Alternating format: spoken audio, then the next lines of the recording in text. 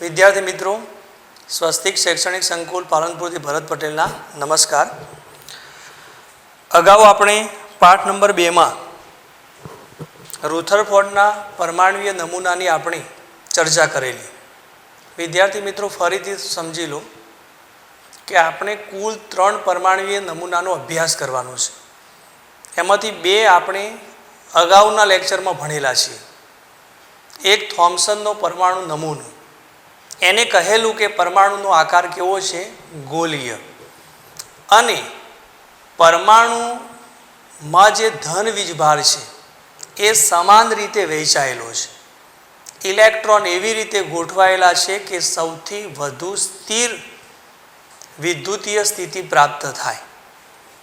પરંતુ આપણે કહેલું કે આલ્ફા કણ પ્રકીર્ણનનો પ્રયોગ થોમ્સનના નમૂના વડે સમજાવી શકાતો નથી। ત્યાર પછી આપણે રુથરફોર્ડના પરમાણ્વીય નમૂનાની રજૂઆત કરેલી, અને એમાં આપણે જે એના નમૂનાની વાત હતી એમાં મુખ્ય 3 બાબતો હતી કે પરમાણુનું મોટા ભાગનું જે દળ છે એ નાનકડા કેન્દ્રમાં સંકેન્દ્રિત થાય છે।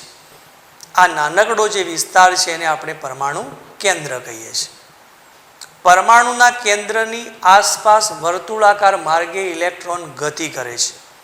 આ વર્તુળાકાર માર્ગને આપણે કક્ષા કહીએ છીએ। અને ત્રીજી બાબત હતી કે કેન્દ્ર અને ઇલેક્ટ્રોન બંને એકબીજા સાથે કયા આકર્ષણ બળથી જોડાયેલા છે? કુલંબિક આકર્ષણ બળ અથવા સ્થિર વિદ્યુતીય આકર્ષણ બળો વડે જોડાયેલા છે। ત્યાર પછી આપણે પરમાણુ અને પરમાણુ કેન્દ્ર આ બંનેના ત્રિજ્યાની સરખામણી પણ કરેલી કે પરમાણુના કેન્દ્ર કરતાં પરમાણુની ત્રિજ્યા 10⁵ ગણી વધારે હોય છે। અને મેં તમને કદના સંદર્ભમાં પણ સમજાવેલું કે સમગ્ર પરમાણુ એ પરમાણુ કેન્દ્ર કરતાં કદની સાપેક્ષમાં 10⁻15 જેટલો મોટો છે।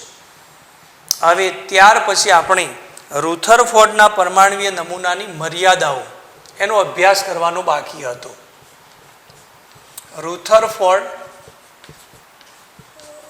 રુથરફોર્ડના કેન્દ્રીય નમૂના અથવા નમૂનાની મર્યાદાઓ।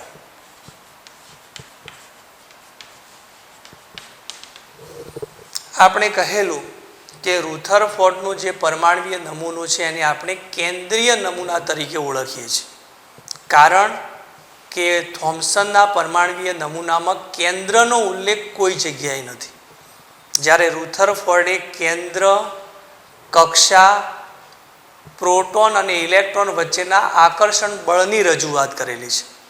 આમ છતાં આ નમૂનાની 2 મર્યાદાઓ છે। આ બંને મર્યાદાઓ આપણે સમજી લઈએ। પ્રથમ મર્યાદા છે કે પરમાણુની સ્થાયીતા સમજાવી શકતો નથી। પરમાણુની સ્થાયીતા સમજાવી શકતો નથી। અને બીજી મર્યાદા છે કે ઇલેક્ટ્રોનની ગોઠવણી કેવી રીતે થઈ હશે, એટલે ઇલેક્ટ્રોનની ગોઠવણીની સમજૂતી આપતો નથી। આ બંને મર્યાદાઓ આપણે સમજી લઈએ। પ્રથમ જે મર્યાદા છે કે પરમાણુની સ્થાયીતા સમજાવી શકતો નથી। જો આમાં આપણને પાઠ્યપુસ્તકમાં સવિશેષ સમજૂતી આપેલી છે, અને પરમાણુ કેન્દ્ર અને ઇલેક્ટ્રોન વચ્ચે કેવા પ્રકારનું આકર્ષણ બળ લાગે છે તેને આપણે સૂર્યમંડળ સાથે સરખામણી કરેલી છે। આપણને પણ ખ્યાલ છે કે સૂર્યની આસપાસ જુદા જુદા ગ્રહો ગતિ કરે છે। દાખલા તરીકે આપણે સૂર્ય અને પૃથ્વીની વાત કરીએ તો કેન્દ્રમાં સૂર્ય છે અને ચોક્કસ કક્ષામાં પૃથ્વી ગતિ કરે છે। ચોક્કસ કક્ષામાં પૃથ્વી ગતિ કરે છે। દરેક ગ્રહોમાં આવું જ હશે। આપણે એક ગ્રહની વાત કરીએ છીએ, આ પૃથ્વી છે. એવી જ રીતે આપણે પરમાણુ કેન્દ્ર અને ઇલેક્ટ્રોન માટે પણ એ જ કહી શકીએ છીએ કે આ કેન્દ્ર છે અને તેની આસપાસ ચોક્કસ વર્તુળાકાર માર્ગે ઇલેક્ટ્રોન ગતિ કરે છે. ચોક્કસ વર્તુળાકાર માર્ગે ઇલેક્ટ્રોન ગતિ કરે છે. કોઈ પણ કણ વર્તુળાકાર માર્ગે ગતિ કરતો હોય તો તે કણ પ્રવેગિત થાય છે. આ ખાસ સમજી લેજો. કોઈ પણ કણ કેન્દ્રને અનુલક્ષીને વર્તુળાકાર માર્ગે ગતિ કરતો હોય તો તે કણ પ્રવેગિત થાય છે. અહીંયા પૃથ્વી પણ પ્રવેગિત થાય છે. ઇલેક્ટ્રોન પણ કેન્દ્રને અનુલક્ષીને વર્તુળાકાર માર્ગે ગતિ કરે છે એટલે ઇલેક્ટ્રોન પણ પ્રવેગિત થાય છે.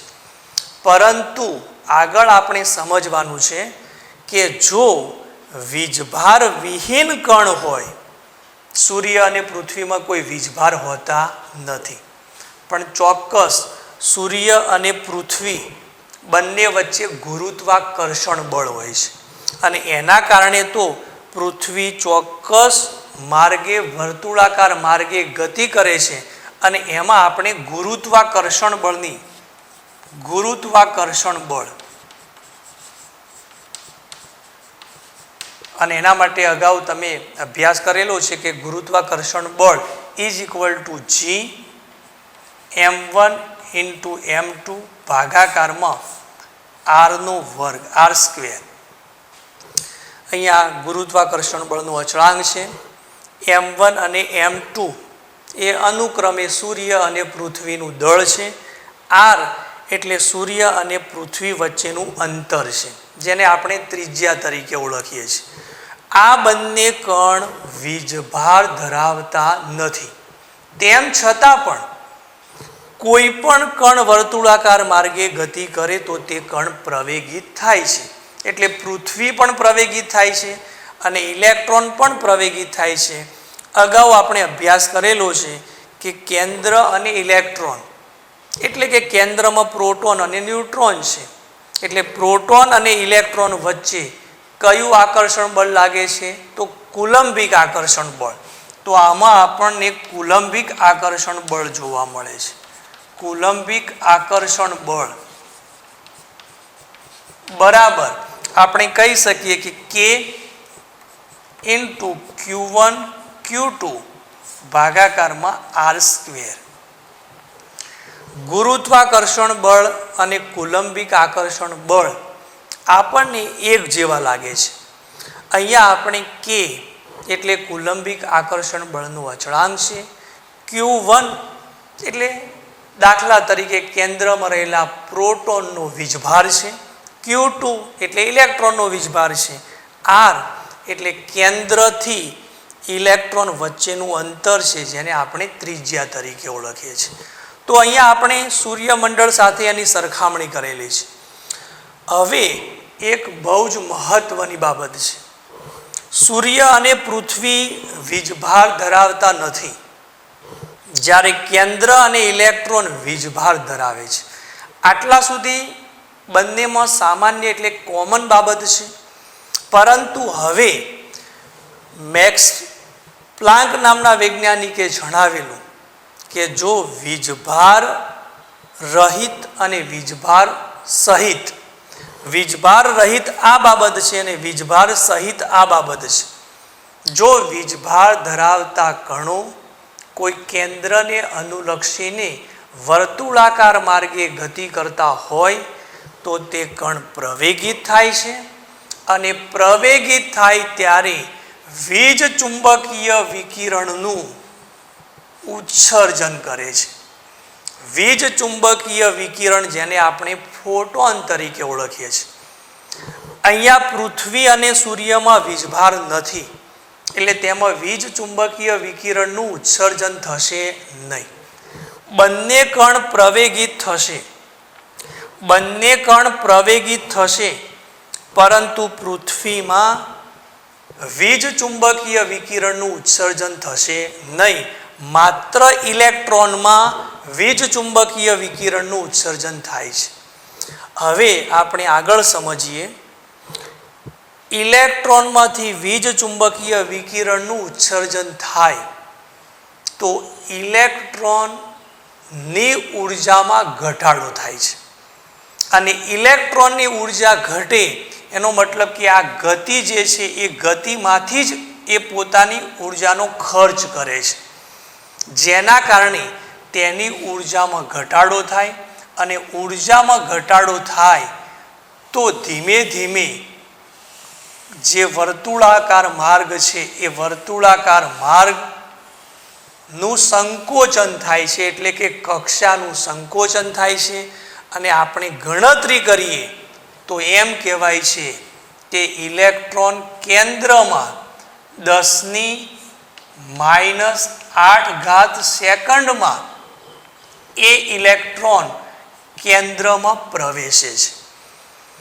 જો ઇલેક્ટ્રોન કેન્દ્રમાં પ્રવેશે તો પરમાણુ સ્થાયી રહેતો નથી, પરમાણુ અસ્થાયી બને છે. એટલે કહી શકાય કે રુથરફોર્ડના પરમાણવીય નમૂનાને આધારે પરમાણુની સ્થાયીતા સમજાવી શકાતી નથી. જો આપણે ફરીથી આપણે કહેવું હોય તો એક જ વાક્યમાં કહી શકીએ કે કોઈ કણ કેન્દ્રને અનુલક્ષીને વર્તુળાકાર માર્ગે ગતિ કરતો હોય તો તે કણ પ્રવેગિત થાય છે. અને જો બંને કણ એ વીજભાર સહિત હોય તો તેમાંથી વીજ ચુંબકીય વિકિરણનું ઉત્સર્જન થાય છે. વીજ ચુંબકીય વિકિરણનું ઉત્સર્જન થાય એટલે ઇલેક્ટ્રોનની ઉર્જામાં ઘટાડો થાય છે, જેના કારણે કક્ષાનું સંકોચન થાય છે. અને ગણતરીપૂર્વક આપણે કહી શકીએ કે 10⁻⁸ સેકન્ડમાં ઇલેક્ટ્રોન કેન્દ્રમાં આવી જાય છે, જેના કારણે પરમાણુ સ્થાયી રહેતો નથી. એટલે કે પરમાણુની સ્થાયીતા સમજાવી શકાતી નથી. બીજી મર્યાદા છે ઇલેક્ટ્રોનની ગોઠવણીની સમજૂતી આપતો નથી. એ તો સામાન્ય બાબત છે કે રુથરફોર્ડ નામના વૈજ્ઞાનિકે કહેલું કે કેન્દ્રને અનુલક્ષીને ઇલેક્ટ્રોન વર્તુળાકાર માર્ગે ગતિ કરે છે. એ વર્તુળાકાર માર્ગને શું કહેવાય છે? કક્ષા. રુથરફોર્ડે આટલા સુધી જ સમજૂતી આપેલી છે. પણ કેન્દ્રની આજુબાજુ કેટલી કક્ષાઓ હશે? પહેલી કક્ષા, બીજી કક્ષા, ત્રીજી કક્ષા એમ ક્રમશઃ જુદી જુદી કક્ષાઓમાં કેટલા ઇલેક્ટ્રોન સમાયેલા હશે તેની કોઈ સમજૂતી આપેલી નથી. આ રીતે રુથરફોર્ડના પરમાણવીય નમૂનાની બે મર્યાદાઓ આપણે સમજી શકીએ. હવે અગાઉ આપણે કહેલું છે કે થોમ્સનના પરમાણવીય નમૂનામાં જે મર્યાદાઓ છે એ દૂર કરે છે રુથરફોર્ડનો પરમાણવીય નમૂનો. રુથરફોર્ડના પરમાણવીય નમૂનાની જે મર્યાદાઓ છે એ નીલ બોરનો પરમાણવીય નમૂનો દૂર કરે છે. અને એ નીલ બોરના પરમાણવીય નમૂનાની જે મર્યાદાઓ છે એ આપણે શ્રોડિંજર સમીકરણ એટલે કે તરંગ વિધેય દ્વારા આપણે એને ઉકેલવાનો પ્રયત્ન કરવાનો છે. એટલે હવે રુથરફોર્ડના પરમાણવીય નમૂનાની મર્યાદાઓ દૂર કરવા માટે ત્રીજો પરમાણવીય નમૂનો નીલ બોરનો પરમાણવીય નમૂનો એનો આપણે અભ્યાસ કરવાનો થાય છે. પણ એના પહેલાં આપણે કેટલીક બાબતો સમજવી પડશે. અને એમાં આપણે એક સમજવાનું છે પરમાણુના બોરના નમૂના તરફ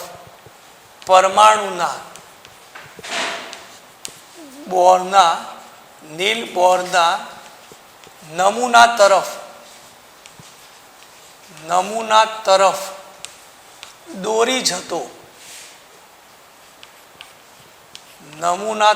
દોરી જતો વિકાસ. જો અહીંયા આપણે લખેલું છે કે હવે આપણે પરમાણુનો ત્રીજો નમૂનો નીલ બોરના નમૂનાનો અભ્યાસ કરવાનો છે. પણ એ નીલ બોરના પરમાણવીય નમૂનામાં આપણે કેમ અભ્યાસ કરવો પડે છે અને એમાં કયા બાબતનો આપણે અભ્યાસ કરવાનો છે? તો અહીંયા આપણે રુથરફોર્ડનો જે પરમાણુય નમૂનો હતો એ રુથરફોર્ડનો પરમાણુય નમૂનો સમગ્ર પરમાણુને સારી રીતે સમજાવી શકતો નથી અને એટલા માટે નેલ બોરના પરમાણુય નમૂના તરફ દોરી જતા વિકાસમાં આપણે બે બાબતનો અભ્યાસ કરવાનો છે. એક એટલે બે વિચારધારા સાથે આ નમૂનો સંકળાયેલો છે. એમાં એક વિચારધારા છે વિદ્યુત ચુંબકીય વિકિરણ નો દ્વૈત સ્વભાવ.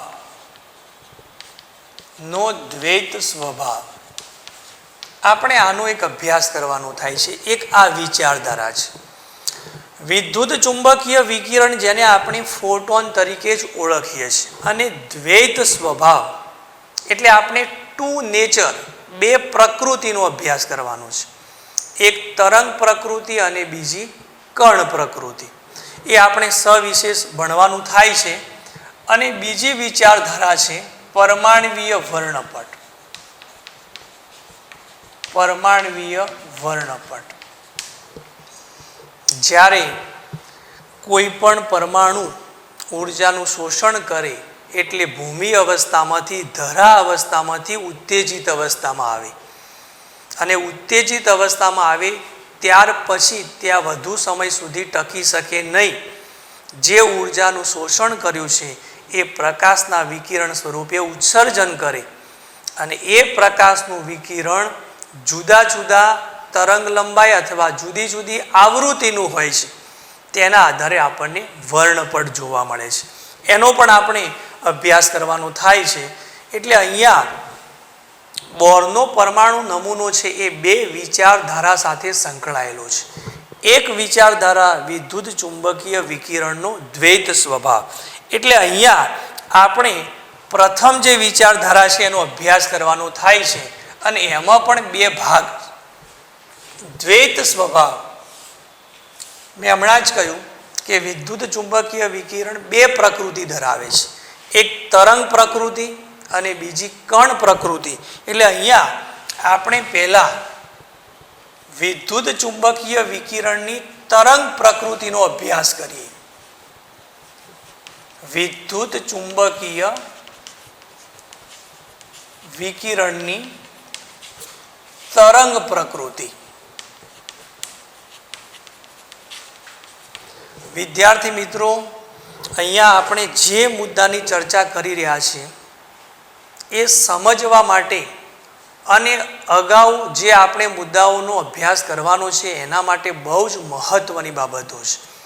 એટલે તમે ધ્યાનથી સમજવાનો પ્રયત્ન કરજો. બહુ મહત્ત્વના અને રસપ્રદ મુદ્દાઓ છે.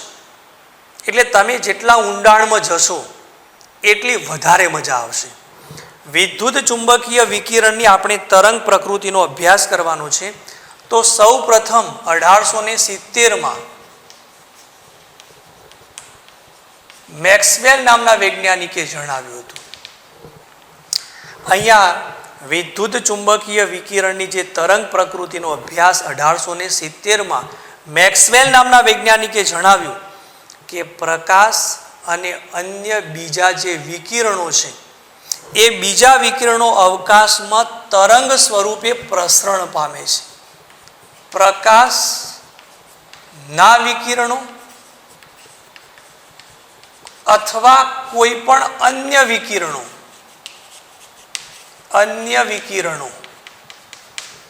અવકાશમાં તરંગ સ્વરૂપે પ્રસરણ પામે છે. તમે કદાચ તરંગ વિશે થોડીક માહિતી જાણતા હશો. તળાવ અથવા નદીનું પાણી દાખલા તરીકે સ્થિર છે અને તેમાં તમે પથ્થર નાખો, પાણીમાં પથ્થર નાખો એટલે તેમાં તરંગો ઉદ્ભવે છે. એ જ તરંગ પ્રકૃતિનો આપણે અભ્યાસ કરવાનો છે. તો મેક્સવેલ નામના વૈજ્ઞાનિકે જણાવ્યું કે પ્રકાશના વિકિરણો અથવા કોઈ પણ અન્ય વિકિરણો અવકાશમાં તરંગ સ્વરૂપે પ્રસરણ પામે છે અને જ્યારે તરંગ સ્વરૂપે પ્રસરણ પામે ત્યારે તેમાં બે ક્ષેત્ર ઉત્પન્ન થાય છે, એક વિદ્યુતીય ક્ષેત્ર અને બીજું ચુંબકીય ક્ષેત્ર. જ્યારે વિદ્યુતીય ક્ષેત્ર અને ચુંબકીય ક્ષેત્ર ઉત્પન્ન થાય તો આ બંને ક્ષેત્રો પણ તરંગ સ્વરૂપે જ પ્રસરણ પામે છે. પ્રકાશના વિકિરણની અથવા પ્રસરણની જે દિશા હોય તેને લંબ વિદ્યુતીય ક્ષેત્ર અને તેને લંબ ચુંબકીય ક્ષેત્ર ઉદ્ભવે છે. અને આ બંને ક્ષેત્રના તરંગો પણ એકબીજાને લંબ હોય છે. પ્રકાશના વિકિરણને લંબ હોય છે, આ પણ પ્રકાશના વિકિરણને લંબ છે. એટલું જ નહીં, આ બંને પણ એકબીજાને લંબ હોય છે. એટલે કહેવાનો અર્થ એમ છે કે વિદ્યુતીય ક્ષેત્ર જે ઉત્પન્ન થયું છે અને એમાં જે તરંગ આપણને મળ્યો છે તે તરંગ આ ચુંબકીય ક્ષેત્ર અને પ્રકાશના વિકિરણની જે સંચરણની દિશા છે, જે પ્રસરણની દિશા છે, એને પણ લંબ હોય છે. એવી જ રીતે ચુંબકીય ક્ષેત્ર જે ઉત્પન્ન થયું છે એ ચુંબકીય ક્ષેત્રના જે તરંગ ઉત્પન્ન થયા છે તે તરંગ વિદ્યુતીય ક્ષેત્ર અને પ્રકાશના વિકિરણની જે પ્રસરણ અથવા સંચરણની દિશા છે એને પણ લંબ હોય છે. એટલે આપણે એને આ રીતે સમજાવી શકીએ કે આ ત્રણ જે બાબતો છે એ કેવી રીતે સમજાવી શકાય. દાખલા તરીકે આપણે આ પ્રમાણે દર્શાવીએ છીએ. જો ખાસ સમજવાનો પ્રયત્ન કરજો કે એકબીજાને લંબ કેવી રીતે થાય છે.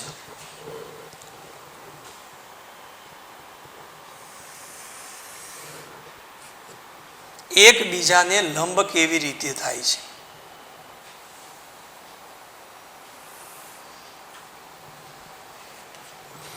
અહીંયા આપણે ઝેડ કહીએ છીએ, દાખલા તરીકે આ એક્સ કહીએ છીએ, અહીંયા વાય કહીએ છીએ. હવે આપણે બ્લેકબોર્ડમાં 3 યામ સમજાવી શકતા નથી, પણ પ્રયત્ન કરીએ. અહીંયા જે એક્સ યામ છે તે પ્રકાશના પ્રસરણની અથવા પ્રકાશના સંચરણની દિશા છે. પ્રકાશના વિકિરણના સંચરણની દિશા અથવા પ્રસરણની દિશા. આ પ્રકાશનું વિકિરણ આમ પારગમિત થાય છે, પ્રસરણ પામે છે, સંચરણ પામે છે. હવે તેમાં આપણે કહ્યું કે પ્રકાશના વિકિરણ અવકાશમાં તરંગ સ્વરૂપે હોય છે અને એમાં વિદ્યુતીય અને ચુંબકીય ક્ષેત્ર ઉત્પન્ન થાય છે. આ બંને ક્ષેત્રના આપણે તરંગો સમજવાના છે. તો દાખલા તરીકે એક વિદ્યુતીય ક્ષેત્ર આપણે આ રીતે સમજીએ.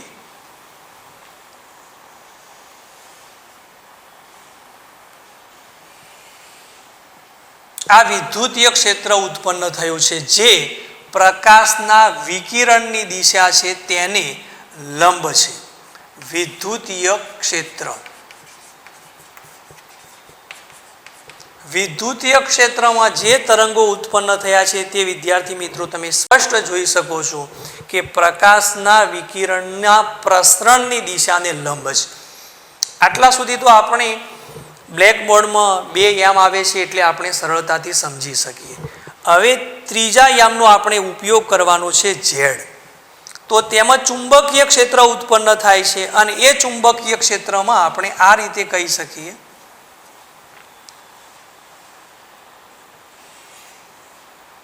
તો એ ચુંબકીય ક્ષેત્રમાં તો તે ચુંબકીય ક્ષેત્ર જે ઉત્પન્ન થયું છે આપણે ફરીથી સમજવાનો પ્રયત્ન કરીએ કે આ ચુંબકીય ક્ષેત્ર ઉત્પન્ન થયું છે. ચુંબકીય ક્ષેત્ર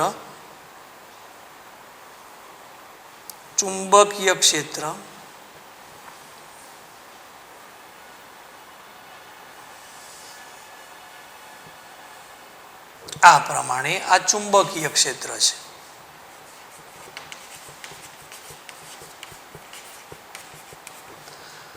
તો ચુંબકીય ક્ષેત્ર એ પ્રકાશના વિકિરણની જે પ્રસરણની દિશા છે તેને પણ લંબ છે.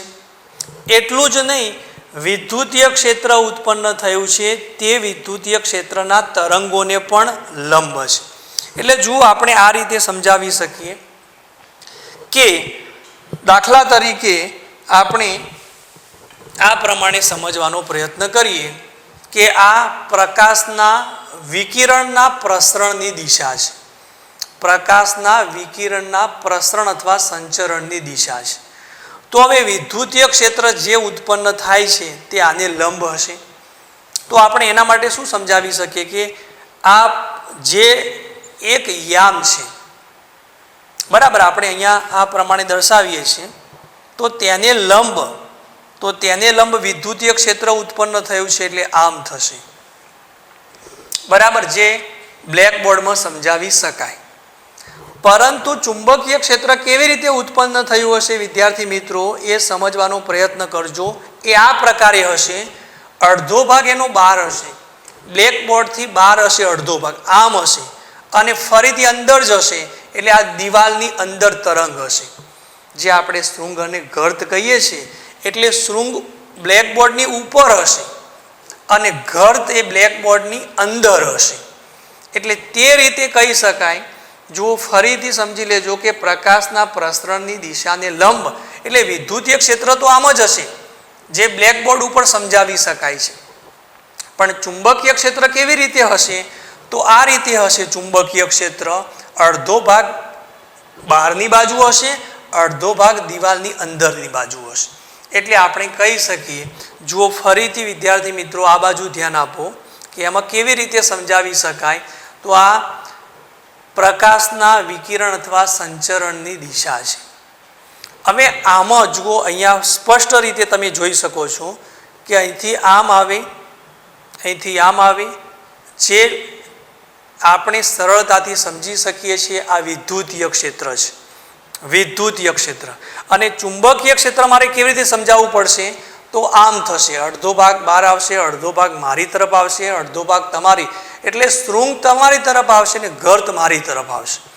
એટલે આ રીતે કહી શકાય કે અહીંયા પ્રકાશના વિકિરણો જે ચુંબકીય અને વિદ્યુતીય ક્ષેત્ર ઉત્પન્ન કરે છે તે બંને એકબીજાને લંબ છે. એટલું જ નહીં, પ્રકાશના વિકિરણના પ્રસરણની દિશાને પણ લંબ હોય છે. તો હવે આ વિદ્યુતીય ક્ષેત્ર અને ચુંબકીય ક્ષેત્રના જે તરંગો ઉત્પન્ન થાય છે તે તરંગો માટે કોઈ માધ્યમની જરૂર નથી. જેમ પ્રકાશનું વિકિરણ છે એ શૂન્યાવકાશમાં પણ ગતિ કરે છે, તો અહીંયા વિદ્યુતીય ક્ષેત્ર અને ચુંબકીય ક્ષેત્ર છે તે પણ કોઈ માધ્યમ એટલે કે શૂન્યાવકાશમાં પણ ગતિ કરી શકે છે. તો આમાં આપણે 3 મુદ્દાઓ નોંધ કરી શકીએ કે આમાં તરંગ પ્રકૃતિમાં આપણને જે મેક્સવેલે કહ્યું છે એમાં આપણે કેટલું સમજ્યા. તો એક મહત્વની બાબત છે કે વિદ્યુતીય ક્ષેત્રના તરંગો, ચુંબકીય ક્ષેત્રના તરંગો, ચુંબકીય ક્ષેત્રના તરંગો એકબીજાને લંબ અને પ્રકાશના વિકિરણની જે પ્રસરણની દિશા છે, પ્રસરણની દિશાને પણ લંબ હોય છે. બરાબર, જે તમને મેં આકૃતિ દ્વારા અને આપણે જે માપપટ્ટી છે તેના આધારે પણ સમજ્યા. બીજા નંબરનો મુદ્દો છે કે આ તરંગો માટે માધ્યમની જરૂર નથી. તરંગો માટે માધ્યમની જરૂર નથી.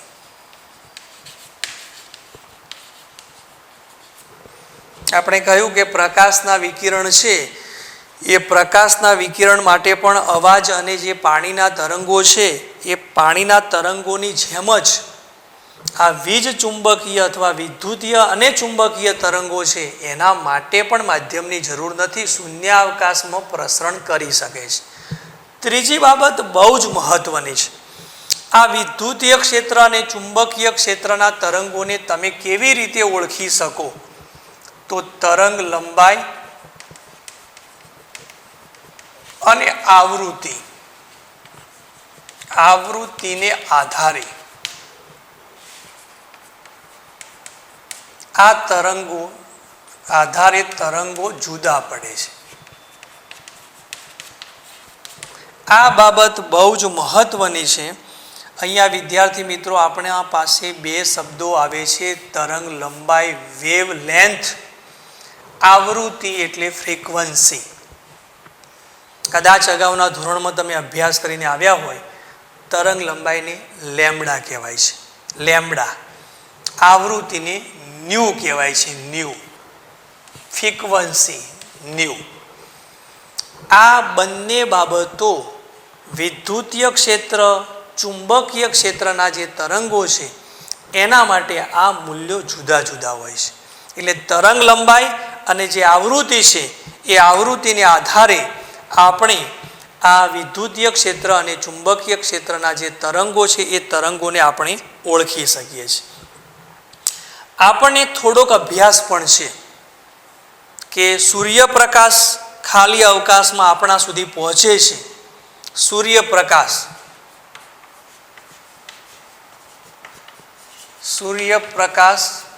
ખાલી અવકાશમાં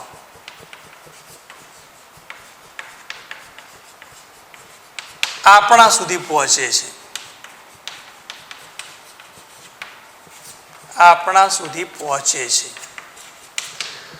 ત્યારે વિદ્યાર્થી મિત્રો તમને યાદ હશે કે આ સૂર્યપ્રકાશ જ્યારે ખાલી અવકાશમાં આપણા સુધી પહોંચે છે ત્યારે એમ કહી શકાય કે વીજ ચુંબકીય વિકિરણની જે ઝડપ હોય છે એ બધા જ વીજ ચુંબકીય વિકિરણની ઝડપ કેવી હોય છે? સમાન.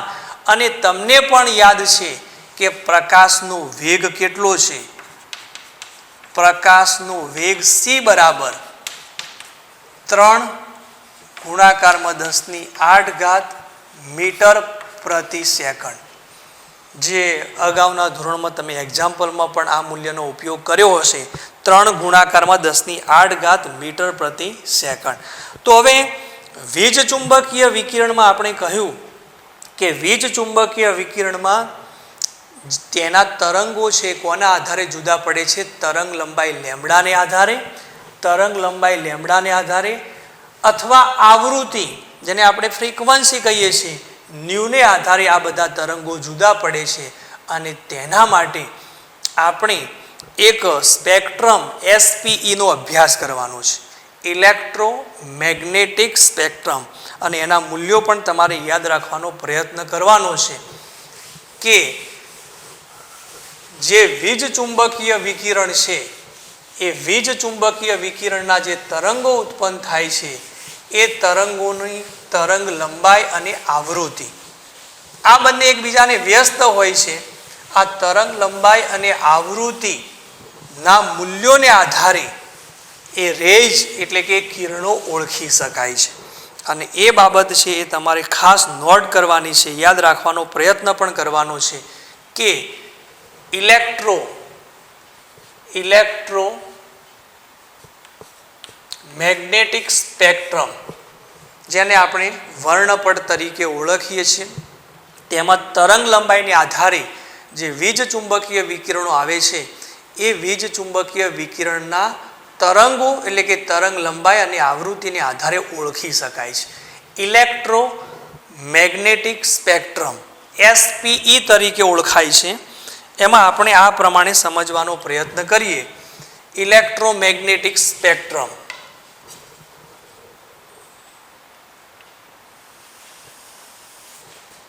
જેમાં આવૃત્તિ અને તરંગ લંબાઈને આધારે બંને આપણે ઓળખવાનો પ્રયત્ન કરવાનો છે. આવૃત્તિ અને તરંગ લંબાઈ એની સવિશેષ સમજૂતી પણ આપણે ભણવાની છે, કારણ કે એ બંને શબ્દો છે આપણા માટે બહુ જ મહત્વના છે. દાખલા તરીકે આપણે ઉપરની તરફ આવૃત્તિ લઈએ છીએ, આવૃત્તિ ન્યુ. નીચેની તરફ આપણે તરંગ લંબાઈ લેમ્બડા લઈએ છીએ, લેમ્બડા. સંજ્ઞાઓ પણ જોઈ લેજો. હવે અહીંયા આવૃત્તિનો એકમ છે એસઆઈ પદ્ધતિમાં હર્ટ્ઝ, HZ. હર્ટ્ઝ અથવા સેકન્ડ ઇન્વર્સ પણ કહેવાય છે. અને તરંગ લંબાઈનો એસઆઈ પદ્ધતિમાં એકમ છે મીટર. તો અહીંયા આવૃત્તિ આપણને જે હર્ટ્ઝ અને તરંગ લંબાઈ આપણને જે મીટરમાં આપેલી છે તેના આધારે આપણે જુદા જુદા વીજ ચુંબકીય વિકિરણનો આપણે અભ્યાસ કરીએ. તો દાખલા તરીકે 10⁻26 હોય આવૃત્તિ, તો સામે તેની તરંગ લંબાઈ 10⁻18 થશે. આપણે હમણાં જ કહ્યું હતું કે આવૃત્તિ અને તરંગ લંબાઈને વ્યસ્ત સંબંધ છે. આવા પ્રકારના વિકિરણોનું નામ છે કોસ્મિક રેજ. કોસ્મિક વિકિરણો જેની આવૃત્તિ મેક્સિમમ અને તેની તરંગ લંબાઈ સૌથી ન્યૂનતમ હોય છે. બીજા નંબરમાં આવે છે આવૃત્તિ 10⁻22.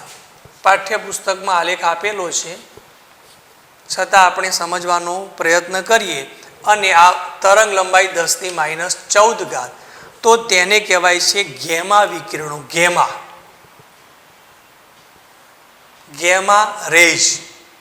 અને ગેમા રેજનો ઉપયોગ તમે જાણતા હશો, કેન્સર થેરાપીમાં થાય છે. ત્યાર પછી 10⁻18. 10⁻18 આવૃત્તિ હોય અને તેની તરંગ લંબાઈનું મૂલ્ય 10⁻10. તો એવા પ્રકારના વિકિરણોને આપણે એક્સ રેઝ તરીકે ઓળખવામાં આવે છે. તેનો ઉપયોગ પણ તમે મેડિકલ ક્ષેત્રે જાણો છો. જે આપણે ફોટોગ્રાફ્સ લેવા છે, અંદરનું જે હાડકું તૂટેલું અથવા ફૂટેલું છે એને શોધવા માટે આપણે એક્સ વિકિરણનો ઉપયોગ કરીએ છીએ. ત્યાર પછી 10⁻16. 10⁻16 આવૃત્તિ અને 10⁻8. તો આવે છે યુવી, અલ્ટ્રાવાયોલેટ, જેને આપણે પારજાંબલી તરીકે ઓળખીએ છીએ. ત્યાર પછી 10⁻15. 10⁻15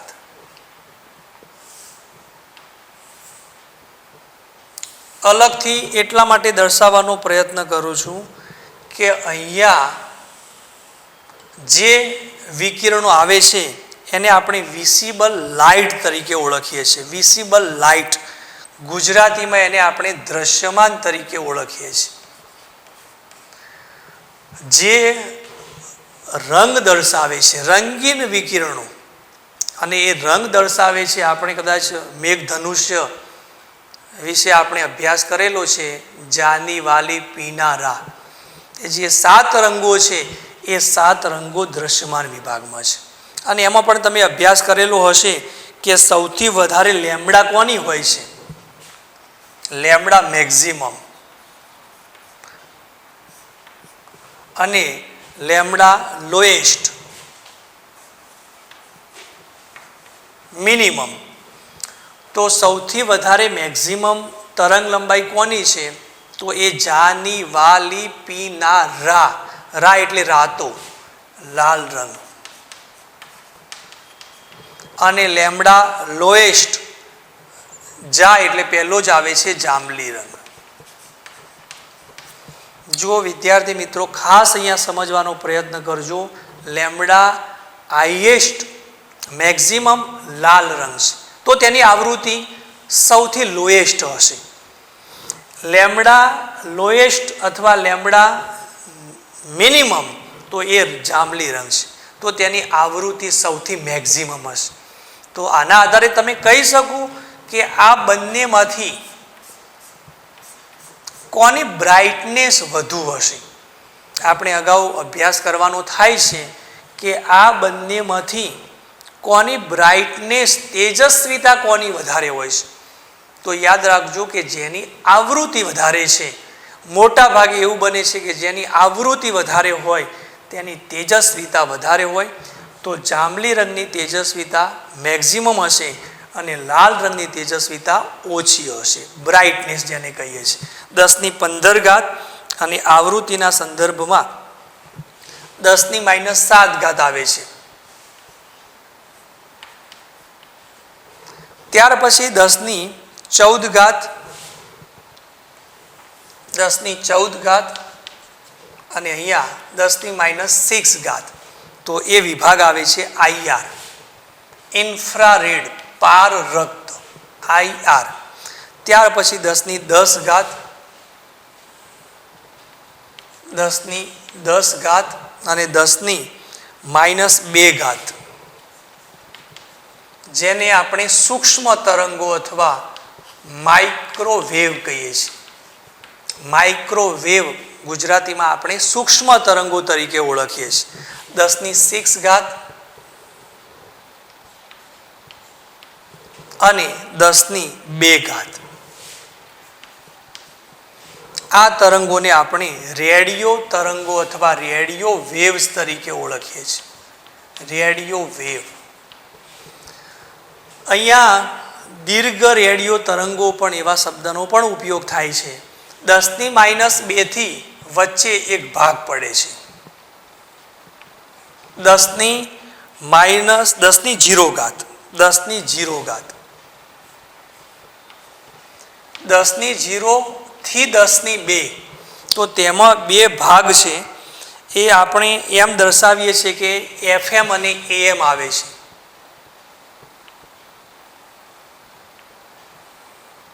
આ રીતે પહેલો ભાગ છે તે FM છે અને બીજો ભાગ છે તે AM છે. બરાબર. તો આ રીતે આપણે ઇલેક્ટ્રોમેગ્નેટિક સ્પેક્ટ્રમ સમજી શકીએ. અહીંયા આપણને આવૃત્તિ અને તરંગ લંબાઈને આધારે વીજ ચુંબકીય વિકિરણમાં જે તરંગો ઉત્પન્ન થાય છે એ તરંગો બધા વિકિરણો જુદા જુદા છે. અને વિકિરણો કોના આધારે ઓળખી શકાય છે? આવૃત્તિ અથવા તરંગ લંબાઈને આધારે. જો તરંગ લંબાઈ અને આવૃત્તિનું મૂલ્ય આટલું હોય તો આ કોસ્મિક રેઝ, કોસ્મિક વિકિરણો છે. આટલું મૂલ્ય હોય તો ગેમા વિકિરણો છે. આટલું મૂલ્ય હોય તો એક્સ વિકિરણ છે. આ અલ્ટ્રાવાયોલેટ એટલે પારજાંબલી વિકિરણ છે. આ લાઇટ એટલે આપણે એને વિઝિબલ લાઇટ તરીકે ઓળખીએ છીએ, દ્રશ્યમાન વિભાગ જે રંગીન હોય છે. આટલું મૂલ્ય હોય તો IR એટલે કે પાર રક્ત છે. અહીંયા 10⁻10 હોય તો માઇક્રોવેવ છે, સૂક્ષ્મ તરંગો. અને રેડિયો તરંગોમાં 10⁻6 અને 10⁻2 છે. અહીંયા FM અને AM વડે આપણે દર્શાવી શકીએ છીએ. હવે આ દરેક જે વિકિરણ છે એની ઉપયોગિતા પણ તમે જાણતા હશો. કઈક અંશે આપણે ઉપયોગિતા અનુભવી પણ હશે. દાખલા તરીકે આપણે અહીંયા પ્રથમ વિકિરણ છે જે રેડિયો તરંગો છે. રેડિયો તરંગો જેની આવૃત્તિ ન્યૂનતમ છે અને તેની તરંગ લંબાઈ સૌથી મેક્સિમમ છે. તો રેડિયો તરંગો છે તે રેડિયો તરંગો, રેડિયો વેવ, એનો ઉપયોગ આપણે કઈ જગ્યાએ કરીએ છીએ? તો રેડિયો પ્રસારણમાં. જે પ્રસારણ આવે છે FM, એ રેડિયો પ્રસારણમાં રેડિયો તરંગોનો ઉપયોગ થાય છે. ત્યાર પછી આવે છે માઇક્રોવેવ. માઇક્રોવેવ સૂક્ષ્મ તરંગો, માઇક્રોવેવ, જેનો ઉપયોગ આપણે રડારમાં કરીએ છીએ. આના વિશે કદાચ તમે જાણતા હોય તો કોઈ દુશ્મન દેશ આપણા દેશ પર જ્યારે લડાયક વિમાન આપણી સરહદમાં દાખલ કરે તો આ રડાર મારફતે તેને ઓળખી શકાય છે. જો અહીંયા નીચે પણ સરહદ છે, એવી જ રીતે અવકાશમાં પણ આપણે સરહદ નક્કી કરેલી છે. આપણા અવકાશીય સરહદમાં કોઈ લડાયક વિમાન દાખલ કરે તો એ રડાર દ્વારા જાણી શકાય છે અને એને તોડી પાડવા માટે પણ એટલી ગણતરી, ચોકસાઈપૂર્વક ગણતરી કરી અને તેની સામે આપણે લડાયક વિમાન જવા દઈએ તો તેના કારણે લડાયક વિમાનનો યોગ્ય જગ્યાએ નાશ કરી શકાય છે. એના માટે માઇક્રોવેવ એટલે કે સૂક્ષ્મ તરંગોનો ઉપયોગ થાય છે. IR ઇન્ફ્રારેડ,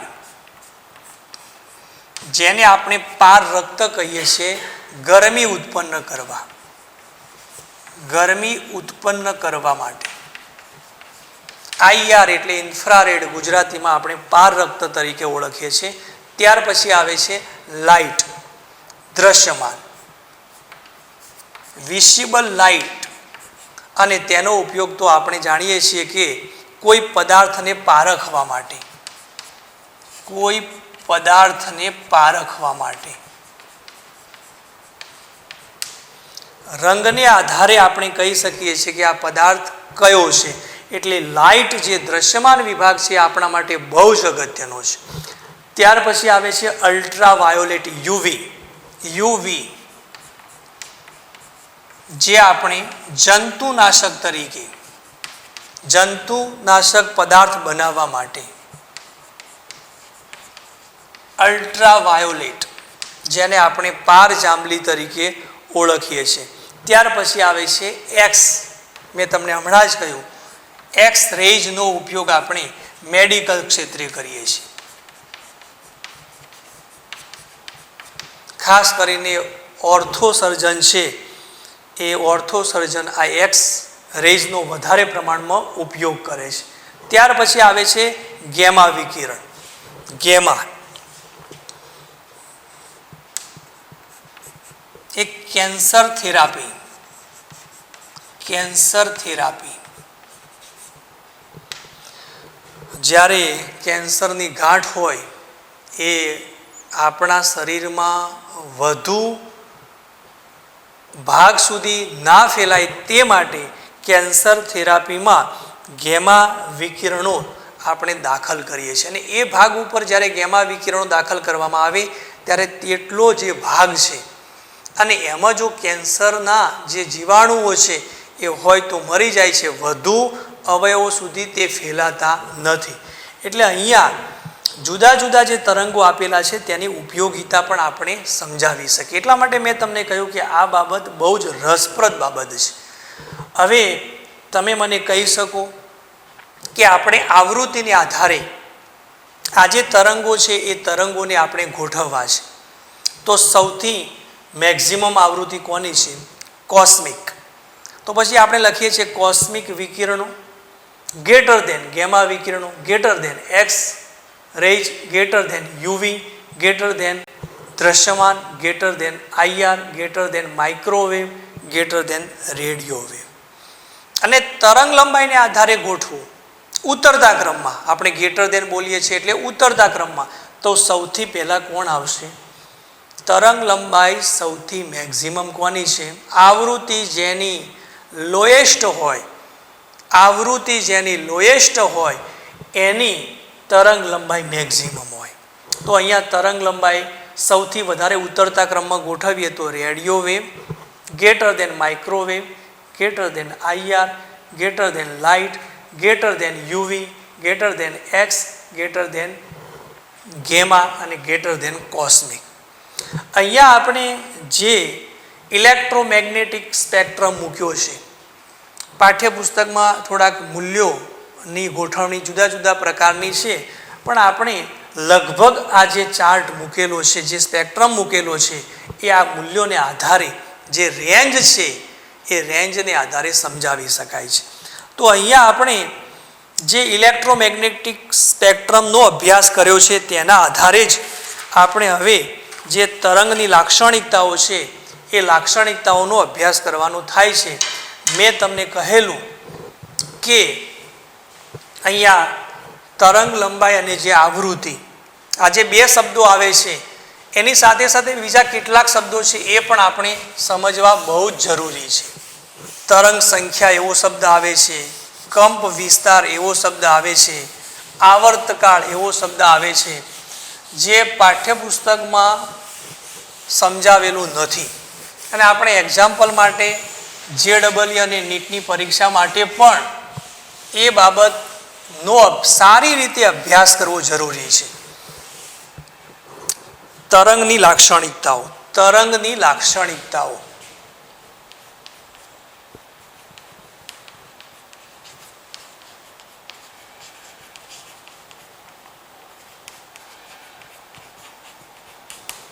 આપણે જુદા જુદા 5 શબ્દો સમજવાનો પ્રયત્ન કરીએ. પ્રથમ શબ્દ આપણી પાસે છે તરંગ લંબાઈ.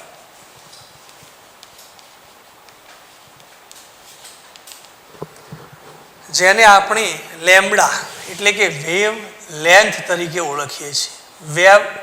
Wave length.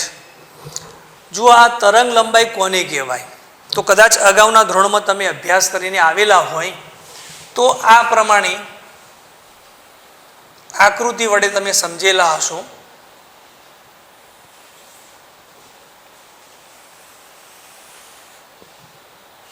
આ પ્રમાણે તરંગો ઉત્પન્ન થાય છે.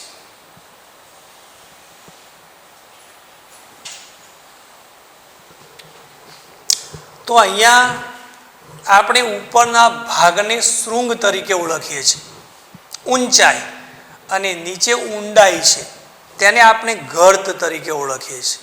તો બે ક્રમિક શૃંગ આટલાથી આટલા સુધીનું અંતર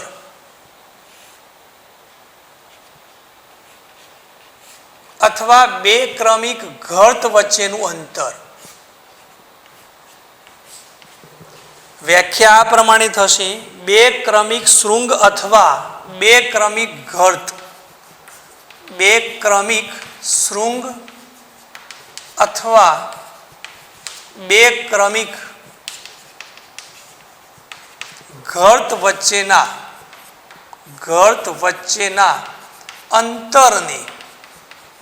અંતરને તરંગ લંબાઈ લેમ્બડા તરીકે ઓળખવામાં આવે છે.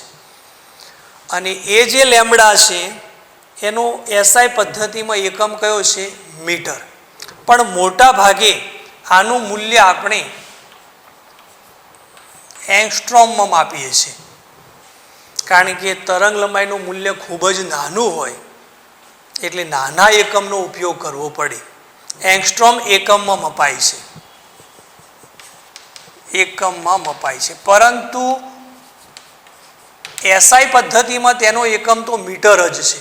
અને એંગસ્ટ્રોમ અને મીટર, એંગસ્ટ્રોમ અને સેન્ટીમીટર વચ્ચે કેવા પ્રકારનો સંબંધ છે એનો પ્રથમ પાઠમાં તમે અભ્યાસ કરેલો છે. 1 એંગસ્ટ્રોમ બરાબર 10⁻10 મીટર અથવા 1 એંગસ્ટ્રોમ બરાબર 10⁻8 સેન્ટીમીટર. આ જે પ્રકરણ નંબર 1માં આ જે બાબતો છે એનો તમે અભ્યાસ કરેલો છે. વિદ્યાર્થી મિત્રો, તરંગની લાક્ષણિકતામાં બહુ જ મહત્વની બાબત મારે તમને સમજાવવાની થાય છે. તરંગ લંબાઈ તો તમે અગાઉના ધોરણમાં અભ્યાસ કરીને આવ્યા છો એટલે સરળતાથી સમજી શકો છો. તરંગ લંબાઈ સિવાય એક આવૃત્તિ એટલે ફ્રીક્વન્સી આવે છે, જેને આપણે ન્યુ તરીકે ઓળખીએ છીએ. ત્રીજા નંબરમાં આપણે કંપ વિસ્તાર, જેને આપણે કેપિટલ એ તરીકે ઓળખીએ છીએ. આવર્તકાળ, જેને આપણે કેપિટલ ટી તરીકે ઓળખીએ છીએ.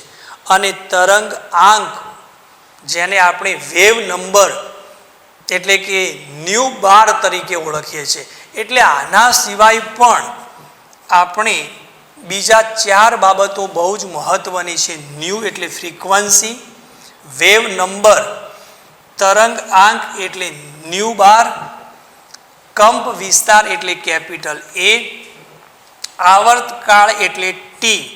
આ જે 4 બાબતો છે એ પણ બહુ જ મહત્વની છે.